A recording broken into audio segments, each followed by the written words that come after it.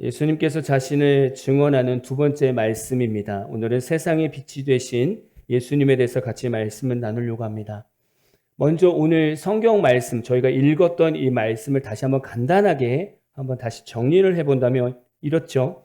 예수님이 아침에 성전에 올라가셨어요. 그 예수님을 보는 백성들이, 사람들이 몰려들었고 예수님은 그들에게 말씀을 가르쳤습니다. 근데 그 가운데서 서기관들과 바리새인들이 갑자기 음행 중에 잡힌 여자를 끌고 와서 그 가운데 세워놓고 예수님께 말하는 겁니다. 선생님요, 이 여자가 간음하다가 현장에서 잡혔습니다. 모세가 율법에 이르러서 말하는데 여자를 돌로 치라고 명했는데 그럼 선생님은 어떻게 말하시겠습니까? 이렇게 물어본 거예요. 이들이 이렇게 말하는 이유는 예수님을 고발을 하려고, 시험을 하려고 했던 것이죠. 예수님은 몸을 굽혀서 손으로 이제 바닥에다가 뭐라고 썼어요. 그러고 나서 너희 중에 죄 없는 자가 먼저 돌로 치라. 이렇게 말씀하시고 또 몸을 굽혀서 손가락으로 또 땅에 무언가를 쓰셨어요. 서기관들과 바리새인들은 예수님의 이 말씀을 듣고 양심의 가책을 느끼게 됩니다. 그리고 어른으로 시작해서 젊은이까지 하나씩 다 떠나게 되고 오직 예수님과 여인만 남게 됐죠. 그리고 예수님이 여인에게 말합니다. 여자여, 너를 고발하던 그들이 어디 있느냐? 너를 정죄한 자가 없느냐? 라고 물으니까 여자가 주여 없나이다 라고 대답하면서 예수님께서 나도 너를 정죄하지 아니하노니 가서 다시는 죄를 범하지 말라고 말씀합니다. 그리고 나서 예수님이 나는 세상의 빛이니 나를 따르는 자는 어둠에 다니지 아니하고 생명의 빛을 얻으리라 라고 말씀하셨어요. 이게 오늘 줄거리입니다. 근데 오늘 말씀 내용을 보면서 음행하다가 잡힌 여인과 세상의 빛이라고 말씀하시는 예수님의 관계를 다 이해하기란 조금은 어렵습니다. 그래서 그 당시의 배경을 조금 알아야 돼요. 이 당시의 배경을. 요한복음 7장을 보면 지금 유대인들은 어떤 명절을 지키고 있냐면 초막절을 지키고 있었습니다. 초막절이라는 것은 이스라엘 백성들이 애굽에서 탈출한 후에 광야에서 40년 동안 생활했던 것을 기념하기 위해서 제정한 명절이었습니다. 이 초막절은요, 7일 동안 지켜야 되고요. 그 후 8일째 날은 슈미니 아제레트라고 명하는 행사를 또 치러야 됩니다. 지금 유대인들이 이 초막절을 지키고 있는데 레위기에서는 이렇게 정의하고 있습니다. 레위기 23장 36절 초막절에 대한 말씀인데요. 이래 동안 너희는 여호와께 화제를 드릴 것이요 여덟째 날에도 너희는 성회로 모여서 여호와께 화제를 드릴지니 이는 거룩한 대회라. 너희는 어떤 노동도 하지 말지니라. 지금 유대인들이 이 초막절을 지키고 있는 겁니다. 7일 동안 지키고 8일째 슈미니 아제레트도 거룩하게 구별해서 지키면서 일을 하지 않는 그런 성회로 모여야 되는 거예요. 이때는 성전에서 암소 한 마리를 바치는 희생 제사가 또 드려집니다. 이 초막절 7일째에서 8일째 넘어가는 이 아침까지 여기에 대한 사건을 모르면 오늘 요한복음 8장에 나오는 간음하는 여인의 이야기를 다 이해하기가 조금은 어렵습니다.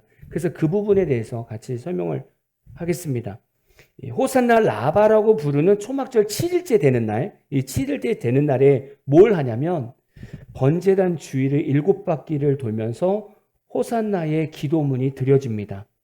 이렇게 하면 사실 초막절은 끝나게 되는데 이 행사를 마치고 순례자들이 다 집으로 가는 게 아닙니다. 왜냐하면 제사장 뜰에서 호산나 라바로 이제 불리는 이 행사가 끝나고 나서 해가 지면 장소를 옆으로 옮깁니다. 여인의 뜰로 옮겨져서 관제의 축제로 다시 모이게 되죠. 관제의 축제라는 올라이트 행사를 하게 됩니다. 이 관제의 축제라는 건 뭐냐면 초막절이 시작이 되면 매일매일 이 연못에 가서 실로암 연못에 가서 물을 떠서 번제단에 계속 부어요. 이거의 하이라이트가 7일째 되는 날, 이 관제의 축제입니다. 이것까지 다 지켜야 되는 거예요.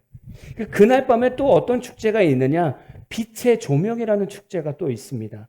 이 축제는 여인의 뜰에 이 네 모퉁이에 큰 촛대가 있습니다. 평상시에는 꺼져 있는데 이날만큼 이 촛대에 불을 밝힙니다. 이 불이 얼마나 밝은지 이 불통에서 예루살렘 전체가 다 비춰진다고 표현할 정도로 이 횃불이 밝았다고 얘기합니다. 그리고 나서 니카노르 게이트에서 여인의 뜰로 내려오는 이 계단이 있습니다. 계단에 제사장들이 쫙 정렬해서 은나팔을 불면서 분위기를 고조시킵니다. 참고로 이 니카노르 게이트라는 것은 아름다운 문이라는 뜻을 가지고 있습니다. 그래서 이방인의 뜰과 여인의 뜰, 제일 끝에 있는 여인의 뜰, 이 사이에 있는 문입니다. 성전의 내외부를 연결시켜주는 중요한 출입구 중에 하나입니다. 그러니까 이 니카노르 게이트에서 이 여인의 뜰로 가는데 15개의 계단이 있다는 거예요. 거기에 쭉 제사장 찬양단들이 서가지고 나팔을 불면서 분위기를 고조시킨다는 거죠. 이때 막 경건하고 학식이 있는 당대의 랍비들과 현인들이 이 여인의 뜰에서 뭘 하냐면 춤을 추고 노래하면서 뛰논다는 거예요. 왜냐하면 초막절이 기쁨과 감사의 제사거든요. 그래서 막 뛰논다는 거예요. 어떤 사람은 횃불로 막 저글링도 하고요. 막 뛰노는 거예요. 여자들도 이 여인의 뜰 2층의 발코니에서 이 행사를 보면서 같이 아주 열광적인 축제를 보냅니다. 밤새도록 뛰놀던 이 축제는 새벽닭이 울면서 마무리가 되어집니다. 이 새벽닭이 울면 니카노르 게이트에 서 있던 제사장 2명이 나팔 3번을 힘차게 부릅니다. 그리고 계단을 내려옵니다. 10번째 계단을 지나면서 또 3번을 크게 붑니다. 그리고 15번째 계단까지 다 내려오고 나서 또 3번 크게 붑니다. 그리고 나서 동쪽에 있는 순결과 공의의 문을 향해서 나아가면서 나팔을 붑니다. 저희도 이쪽이 동쪽이에요. 이쪽을 보면서 막 나팔 불면서 갑니다. 그리고 순결과 공의의 문에 도착하면 제사장들은 돌아서서 저쪽이 서쪽이죠. 서쪽을 바라보면 서쪽의 지성소를 바라보면서 이렇게 고백합니다. 이 성전에 계신 아버지요, 저들은 성소를 등지고 얼굴을 동쪽으로 행합니다. 그러고 그들은 태양을 숭배합니다. 그러나 우리의 눈은 여호와를 향합니다. 이렇게 고백합니다. 이제 이 후부터는 나이가 지극하고 학식이 있고 경건한 랍비들이 마지막 행사를 주관하는데 이 노인분들이 나와서 선창하는 말이 이겁니다.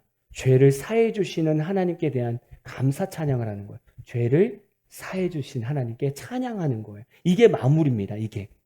그러니까 밤새도록 여호와 앞에서 춤을 추고 새벽 닭이 울 때쯤에는 이제 노인분이 나와서 하나님께 죄를 사해 주셨다고 죄를 사해 주신 하나님께 감사의 찬양을 막 올려드리는 거예요. 그러면서 이제 아침이 딱 되면 이 초막절 8일 슈미니 아제레트 행사가 끝나는 겁니다.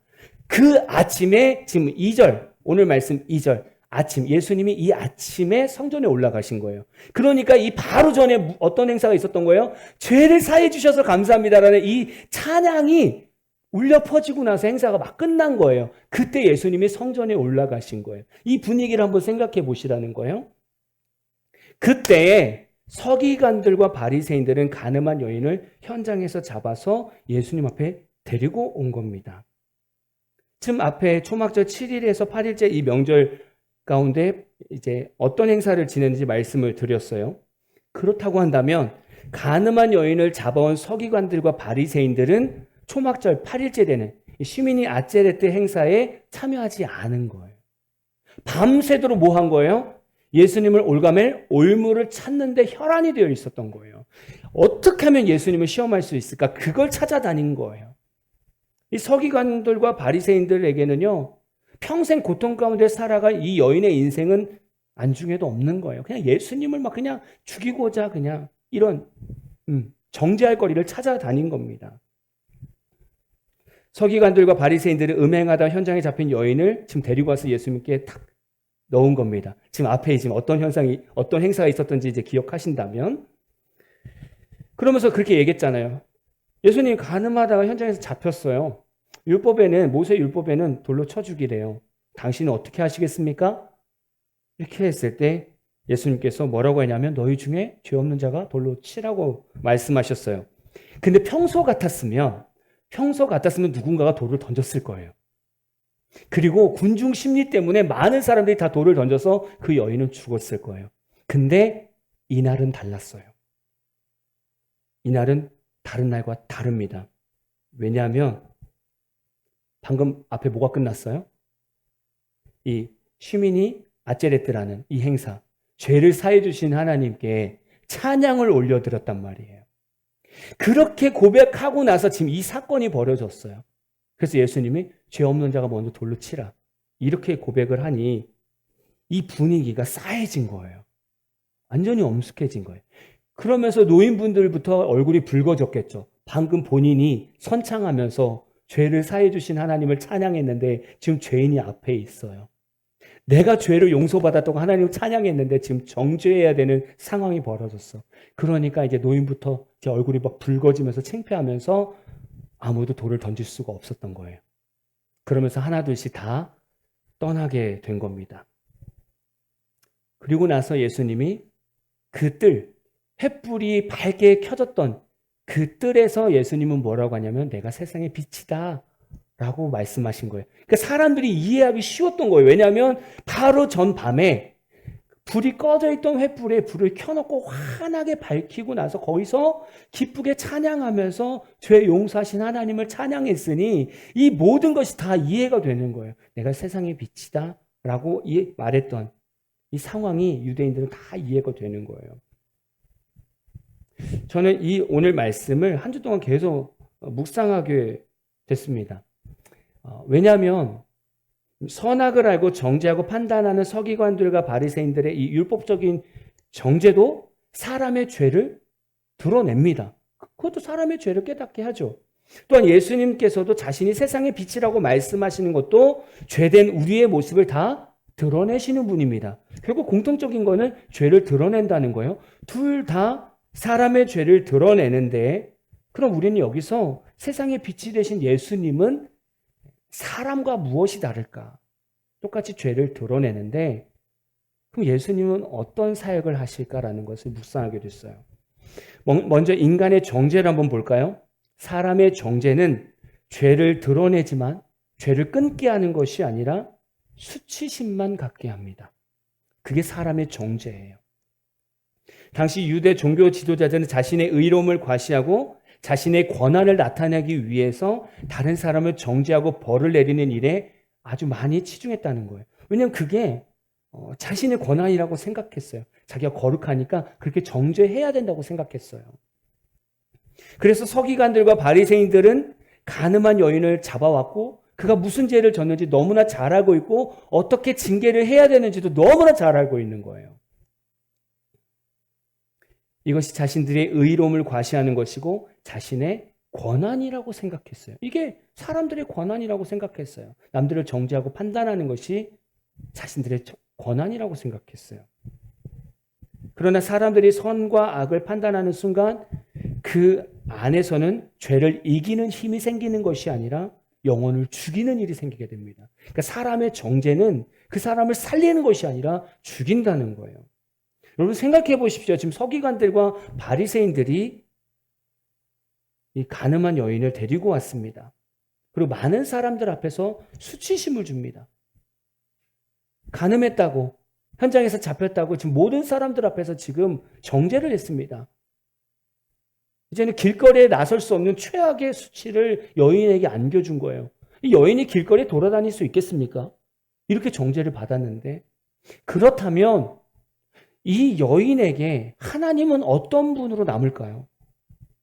지금 하나님의 율법, 말씀으로 지금 정죄를 받은 거예요. 근데 많은 사람들 앞에서 수치심을 당했어요. 그러면 이 여인에게 남는 하나님은 어떤 하나님이겠냐고요? 살리시는 하나님이 아니라 자신의 삶을 망가뜨리고 회복의 기회를 주시지 않고 더 이상 이 예루살렘 거리를 다닐 수 없는 그 수치심을 주시는 하나님으로 인식되지 않겠습니까? 이 여인이 살 소망이 있겠습니까? 그게 인간의 정죄라는 거예요. 제가 예전에 이제 다니던 교회 중에서 한 교회의 어떤 일이 좀 생각이 났어요. 좀 이해가 안 됐고 좀 잘못되었던 일이 좀 생각이 났습니다. 제가 어느 교회에서 사역을 하는데 그때 참 성실한 한 신학생이 있었습니다. 정말 일을 잘하는 신학생이 있었는데 일을 잘하니까 이 신학생을 본교회 전도사로 세우기로 결정을 내리고 당회, 연말 당회에서도 모든 성도들 앞에서 다 인준을 했단 말이죠. 그러고 났는데 얼마 후에 갑자기 이제 당시에 담임 목사님이 몇몇 부목사님들을 부르더니 이 신학생의 신상에 대해서 문제를 제시하는 거예요. 아니, 부모님도 우리 교회 안 다니시는데 왜 이렇게 열심히 하냐? 혹시 이단 아니냐? 이런 식으로 몰아간 거예요. 그러면서 그 당시 교육 목사한테 꼭 이 신학생을 전도사로 써야 되느냐? 그렇게 몰아간 거죠. 결국에 이 신학생은 그 교회에서 전도사로 쓰임을 못 받았습니다. 이 일로. 그냥 졸지에 이상한 신학생이 된 거예요. 그리고 나서 다른 교회로 가서 전도사 사역을 하고 있습니다. 이 일로 이 신학생 마음에 엄청난 큰 상처가 생겼습니다. 이게 검증도 안 된 거고요.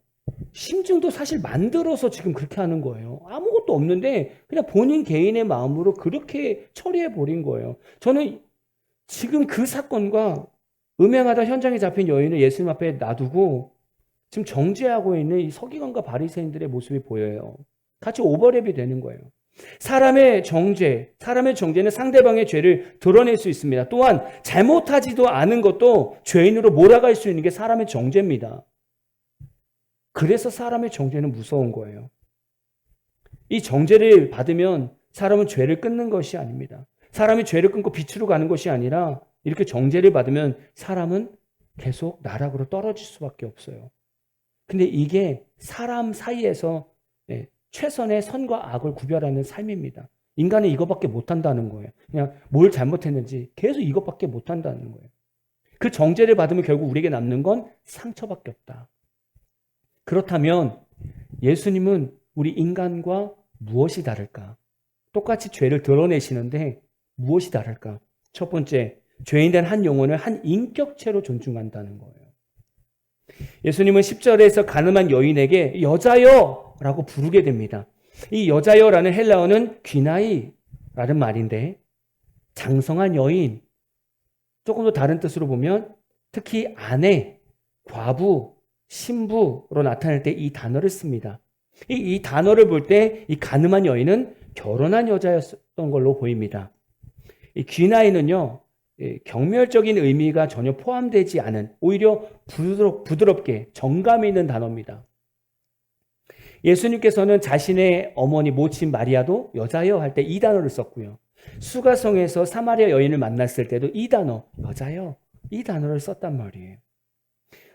지금 사람들에게 정죄받고 있는 여인은 이 간음죄 때문에 경멸받아야 마땅한 여인입니다. 근데 예수님은 그 죄로 인해서 죽음 앞에 떨고 있는 이 여인에게 뭐라고 얘기하냐면 그 여인의 인격을 존중해 주면서 여자여, 되게 좋은 표현으로 해주고 있다는 거예요.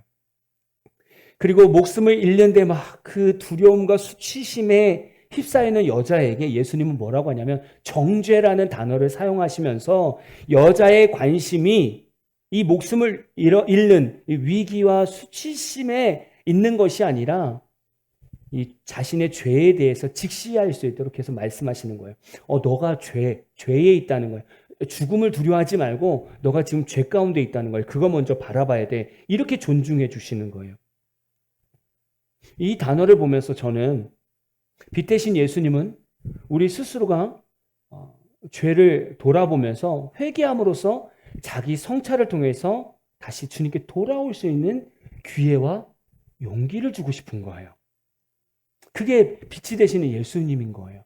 그게 존중입니다. 인격 존중. 예수님이 우리 가운데 오시면 죄가 드러나잖아요. 그 죄 지은 우리를 존중해 주시면서 뭘 하냐면 죄를 직시하게 만들고 회개할 수 있는, 돌이킬 수 있는 기회와 용기를 주시는 거예요. 그게 예수님인 거예요. 우리는 누군가가 죄를 지을 때 입에 담을 수 없는 욕과 비속어를 섞어가면서 그 상대방의 인격을 무시합니다. 상당히 무시합니다. 과연 뭔가를 잘못한 사람이 이렇게 죄로 인해서 어떤 인격 무시를 당하게 되면 이 사람이 자신의 잘못을 정말 성찰할 수 있는 그런 마음이 생길까요? 안 생긴다는 거예요. 오히려 수치심과 두려움에 빠지게 되고 분노가 올라올 겁니다. 이게 사람의 정죄예요. 만약에 회사에서 어떤 직원이 일을 실수했습니다. 그래서 손해도 생기게 되죠. 이럴 때 회사 상사나 회사는 어떻게 해야 됩니까? 일단은 뭐 문제가 터졌으니까 무엇이 문제고 어떻게 수습해야 되고 얼마큼 피해가 있는지 분석을 해야 되고 일단 처리해야 되겠죠. 빨리 수습을 해야 되겠죠. 그리고 나서 직원을 불러서 어떤 부분이 잘못이 되었는지를 물어봐야겠죠. 그 잘못한 부분을 가르치고 지도해줘서 다시는 이 잘못을 하지 않도록 붙잡아주는 게 직장 상사고 회사입니다. 근데 사회는 그렇지 않다는 거예요. 사회는 무언가를 잘못하면 욕설을 하고 비난합니다.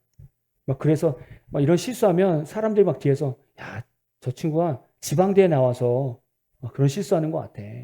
저 친구가 어리버리 생겨서 늘 그런 실수하는 것 같아. 사람들은요, 외모나 학벌, 성격이나 뭐 이런 가정 환경을 자꾸 이용해가지고 비아냥거리거나 비난합니다. 저는 교회도 마찬가지라고 생각해요. 네, 목회자 사회에서도 실수할 수 있고 잘못할 수 있는데 보면 좀 씁쓸한 건 그런 거 있잖아요. 주의 일이라는 그 명목하에 어떻게 하나님의 일을 하는데 그렇게 잘못하고 실수할 수 있어. 이렇게 막 얘기한단 말이에요. 부교육자들한테. 그러면서 막 할 말 못할 말 막 합니다. 진짜 저도 이런 말을 하신다고 목회자들한테? 이런 얘기를 들어봤었어요. 정말 제가 지금 여기서 표현할 수 없는. 근데 과연 그게 맞냐 이거죠. 이것은 상대방의 인격을 존중하는 것이 아니라 완전히 짓밟아 버리는 겁니다. 더 이상 일어날 수 있는 용기를 일어날 수 있는 용기를 짓밟아 버리는 거예요. 이거는. 근데 지금 예수님은 죽음의 두려움과 수치심에 빠진 이 가늠한 여인에게 죄를 회개할 수 있는 용기와 기회를 줍니다. 그게 예수님의 사역인 거예요. 우리가 예수님 앞에서 무너지고 죄 가운데 빠질 때 우리는 두려움과 수치심에 빠지고 우리 스스로 자책하면서 그냥 절망에 빠지게 됩니다.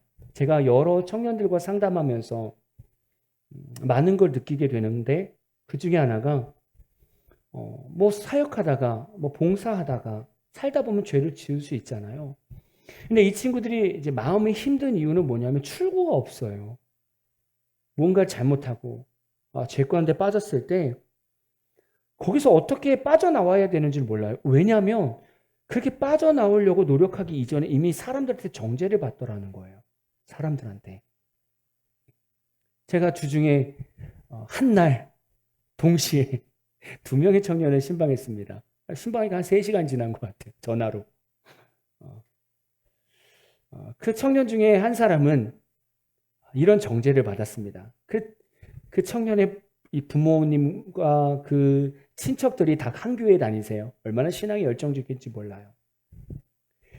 근데 이 청년이 교사로서 성경학교를 섬기고 나서 끝났는데 그 주변에 열심히 교회를 다니시는 이모분이 너는 어떤 은혜를 받았니? 어떤 은혜를 받았니? 물어보는데 이 친구는 솔직히 당장은 어떤 은혜를 느낀 게 없었던 거예요. 왜냐면 너무 정신없이 막 일하고 막 일 뻥꾸난 걸 막 채우고 다니다 보니까 너무 정신이 없었던 거죠.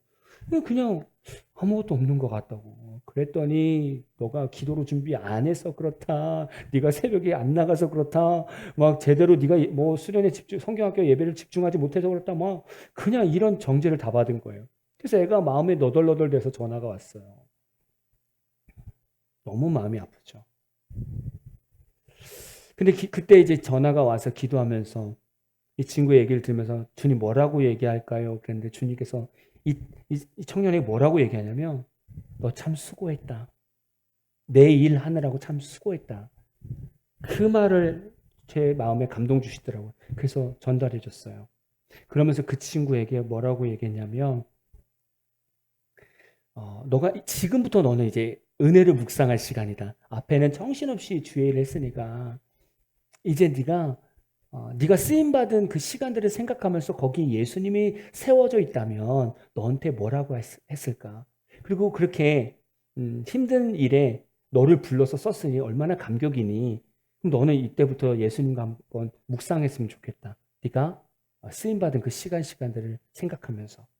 그래서 애가 좀 마음이 나아졌어요. 하나님은 인격적인 분입니다. 네, 그분을 존중하고 죄를 지었다고 해서 무시하는 것이 아니라 죄를 지었으면 그 영혼을 존중해 주면서 다시 회개할 기회로 나아올 수 있도록 붙들어 준다는 거예요. 이게 빛이 되신 예수님인 거예요. 사람은 이게 안 돼요. 사람은 거기서 막 난도질을 한단 말이죠. 그게 예수님과 우리의 차이점입니다. 마지막 두 번째, 죄에서 떠나게 하시는 예수님이라는 거예요.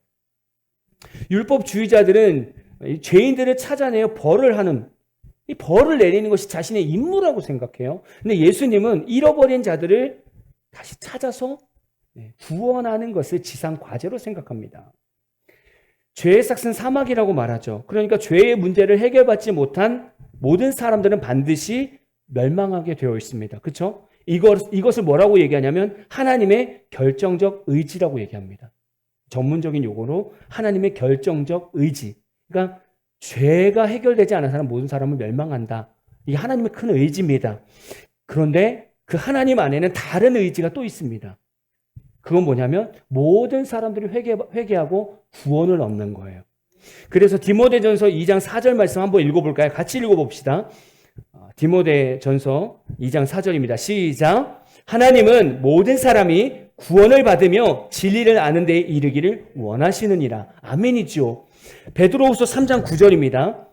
같이 읽겠습니다. 시작. 주의 약속은 어떤 이들이 더디다고 생각하는 것 같이 더딘 것이 아니라 오직 주께서는 너희를 대하여 오래 참으사 아무도 멸망하지 아니하고 다 회개하기에 이르기를 원하시느니라. 아멘. 이게 하나님의 뜻인 거예요. 예수님께서 빛이 되셔서 이 땅에 오신 그 사명 중에 하나는 이겁니다.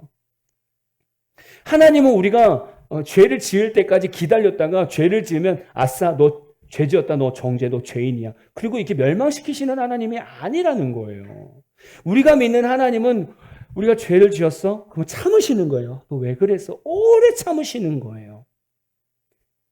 언제까지? 예수님이 우리 삶에 찾아오셔서 우리의 죄를 드러나게 하시고 우리의 죄를 보게 하셔서 회개하고 돌이킬 때까지 하나님은 오래 참으신다는 거예요. 그게 하나님의 의지입니다. 예수님은 이 하나님의 이런 의지를 너무나 잘 알고 계신 분이에요. 그래서 뭐라고 말씀하시냐면 나도 너를 정죄하지 아니하노니 가서 다시는 죄를 범하지 말라. 이렇게 말씀하셨어요. 예수님이 이 말씀을 하신 이유는 그럼 예수님 자신이 죄를 정죄할 수 있는 권한이 없어서 이 말씀하시는 겁니까? 아니라는 거예요. 아니라는 거예요. 하나님도 정죄하기를 원하지 않으시고 예수님도 정죄하기를 원치 않는다는 거예요. 왜? 하나님의 뜻은 정죄하고 죄인으로 그냥 이렇게 멸망시키는 것이 아니라 그것을 드러내서 다시금 하나님께로 돌이키게 하기를 원하는 것이 예수님의 뜻입니다. 왜? 하나님의 마음이니까. 하나님의 마음이니까. 하나님은 절대 인간처럼 죄를 드러내서 정죄하고 두려움과 수치심 가운데 절망하게 만드시지 않는다는 거예요. 그래서 예수님이 이 말씀하신 거예요. 나도 너를 정죄하지 않는다. 그 대신 다시는 죄를 범하지 말라. 그렇게 말씀하시는 거예요. 그러니까 죄에 집중하게 만들었잖아요. 지금 예수님이. 죄로 인해서 죽음의 두려움과 수치심이 아니라 너 죄를 졌는데 내가 세상의 빛이야. 그거 죄라는 거 알지? 그러면 다시는 그 죄를 짓지 마. 이제는 회개하고 하나님의 자녀가 되거라. 그걸 하시는 거예요, 예수님은. 누가복음 5장 1절에서 8절을 보면 예수님께서 베드로를 부르는 장면이 나옵니다. 예수님께서 배를 타고 말씀을 전하시고 나서 그리고 나서 그 배도 옆에 있는 베드로에게 말합니다. 깊은 데 가서 그물을 던져라. 근데 베드로는 밤새도록 지금 그물을 던졌고 아무도 잡지 못했던 상태였어요. 근데 베드로가 제가 밤새도록 고생했지만 선생님 말씀에 의지해서 다시 한번 던지겠습니다. 그랬더니 많은 고기를 잡게 된 거예요. 베드로 입장에서는 얼마나 행운입니까? 땡 잡은 겁니까? 근데 이 베드로의 고백이 너무나 기가 막힙니다. 누가복음 5장 8절입니다. 같이 고백할까요? 시작. 시몬 베드로가 이를 보고 예수의 무릎 아래에 엎드려 이르되 주여 나를 떠나소서 나는 죄인이로소이다 하니. 아멘. 신앙 생활이라는 것은요, 우리가 예수께 더 나아가는 겁니다. 예수님께 더 가까이 나아가는 거예요. 어두운 세상에서 밝은 빛이 되신 예수님께 더 나아가는 겁니다. 그럼 우리는 어떤 일을 합니까? 그래서 성경을 보고 설교를 듣고 기도를 합니다. 그러다 보면 예수님이 내 삶의 점점 주인이 되십니다. 주인이 되신다는 얘기는 내 삶에 자꾸 빛이 더 많이 비춰진다는 얘기예요. 그러다 보면 어둠 가운데 있던 내 삶이 하나씩 드러나기 시작합니다. 그래서 찔림이 자꾸 일어나요. 자꾸 찔려요. 말씀을 읽을 때마다 찔려요. 설교를 들을 때마다 찔립니다. 기도할 때마다 자꾸 내 어두운 삶이 드러나서 자꾸 찔립니다. 그 찔리는 삶, 이것을 우리가 회개하면서 주님 앞에 계속 나오다 보면 우리의 삶은 어느덧 빛의 자녀로 바뀌어져 가고 있습니다. 그래서 우리의 언행이 바뀌고요. 우리 삶 전체가 거룩해지고요. 선함과 정직과 진실이 다 회복이 됩니다. 그게 하나님께서 우리에게 원하시는 거고 예수님도 그걸 원하시는 거예요. 그리고 나서 최종적으로 예수님께서 우리에게 원하시는 삶이 있습니다. 이게 마지막 말씀이에요. 결론적인 말씀입니다. 마태복음 5장 16절입니다. 우리 같이 천천히 읽어볼까요? 시작. 이같이 너희 빛이 사람 앞에 비치게 하여 그들로 너희 착한 행실을 보고 하늘에 계신 너희 아버지께 영광을 돌리게 하라. 아멘이죠. 예수님께서 세상의 빛이 되시는 이유는 우리의 죄를 드러내고 거기 죄에서 어둠에서 떠나게 하시는 거예요. 근데 그것뿐만이 아닙니다. 그 빛을 받은 우리는 이제 빛의 자녀가 돼서 너희 빛, 우리 안에 예수님이 사람 앞에 비치게 해서 변화된 삶, 죄에서 떠난 우리의 변화된 삶이 다른 사람들에게 비춰져서 우리의 모습을 보면서 야 진짜 하나님 살아계시구나. 진짜 너희들 안에 예수가 있구나. 어떻게 그렇게 죄 가운데 떠나서 어떻게 그렇게 정직하게 살 수 있을까? 어떻게 그렇게 거룩하게 살아? 야 진짜 하나님 살아계시구나 라고 영광을 돌릴 수 있게 만드신다는 거예요. 그게 빛이 되신 예수님의 사명입니다. 단순히 우리 죄를 드러내는 것이 끝나는 것이 아니라 그 죄를 드러내서 해결한 다음에 우리가 빛의 자녀로서 살기를 원하신 것이 최종인 거예요. 그러니까 우리가 한 주간 살아갈 때 무엇으로 살아가느냐? 빛의 자녀로서 우리의 착한 행실을 보면서 하나님께 영광 돌릴 수 있도록, 주변 사람들이 하나님께 영광을 돌릴 수 있도록 사는 것이 우리 예수님께서 찾아오신 목적입니다. 여러분, 우리가 한 주간 사는 거 쉽지 않아요. 그렇죠? 쉽지 않고 얼마나 우리 주변에 어둠이 많은지 몰라요. 죄로 유혹하는 일들이 얼마나 많은지 몰라요. 근데 우리가 늘 말씀 가운데 예수님께 가까이 가면 무엇이 어둠인지 알아요. 그래서 거기서 떠나게 만드세요. 그리고 구별되게 만드세요. 우리가 한 주 동안 살아가면서 마태복음 5장 16절을 결국에는 기억하십시오. 우리 안에 빛이 있는데 이걸 사람에게 비치게 하여 우리의 착한 행실을 보고 하나님께 영광 돌리는 삶이 되고 싶습니다라고 고백하는 저와 여러분 되기를 진심으로 축복합니다.